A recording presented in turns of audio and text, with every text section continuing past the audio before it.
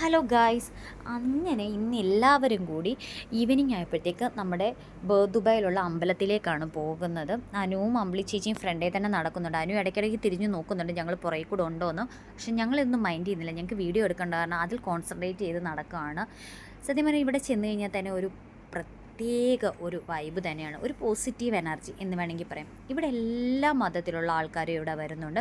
ഇവിടെയുള്ള കടകളിലൊക്കെ പ്രത്യേക ഓരോരോ കടകളിലും പ്രത്യേകമായിട്ടുള്ള ഓരോരോ ഇതുണ്ട്. അവിടെ ചെന്ന് കഴിഞ്ഞാൽ ഇത് വിനായക ചതുർത്ഥിയോടനുബന്ധിച്ചിട്ടാണ് ഈ സ്റ്റാച്യൂസൊക്കെ ഇവിടെ വെച്ചേക്കുന്നത്. കണ്ടോ, അവരെല്ലാവരും ചെന്ന് ഫോട്ടോ എടുക്കുന്നുണ്ട്, പലരും ഇത് മേടിക്കുന്നുമുണ്ട്.